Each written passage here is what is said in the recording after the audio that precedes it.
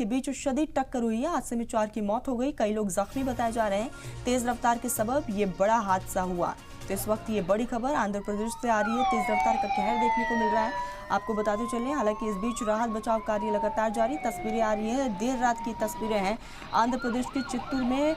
बड़ा हादसा जहां पर बस और ट्रक के बीच शदीद तौर पर टक्कर, जिसमें 4 की मौत की खबर है। कई लोग इसमें घायल बताए जा रहे हैं। तेज रफ्तार के सबब ये हादसा हुआ।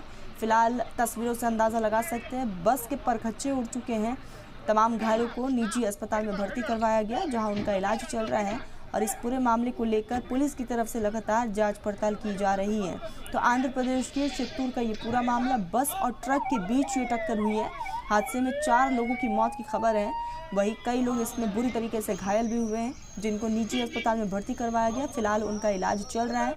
तेज रफ्तार के सबब ये हादसा बताया जा रहा है। तो आमने सामने की टक्कर है और ये तस्वीरें देखिए, बस के पूरी तरीके से परखच्चे उड़ चुके हैं। फिलहाल इस पूरे मामले को लेकर पुलिस की तरफ से लगातार जांच पड़ताल का सिलसिला जारी है। तो आंध्र प्रदेश का ये पूरा मामला, जहाँ चित्तूर में ये सड़क हादसा देखने को मिला है, तेज रफ्तार का कहर देखा गया और इस सड़क हादसे में 4 लोगों की मौत हो गई है। तो वहीं कई लोग जख्मी हैं।